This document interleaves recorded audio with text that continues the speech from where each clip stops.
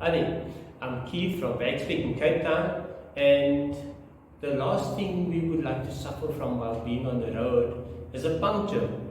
It doesn't have to be a nightmare, so I'm just going to give you some tips and hints just to make the experience less traumatic and just so that you are more armed and informed. The vehicle needs to be parked safely and on a flat surface so as not to cause any injury to yourself or put the vehicle in a position that it will run away. Also, make 100% sure that the handbrake is applied and the gear lever is in park or neutral. Firstly, you just need to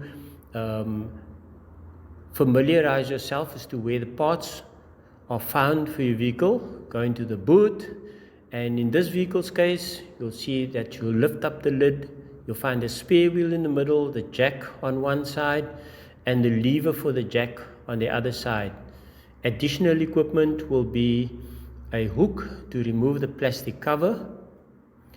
Then on the vehicle itself, you'll find a marker, which is the optimal place to place the jack. The groove in the jack is there as well.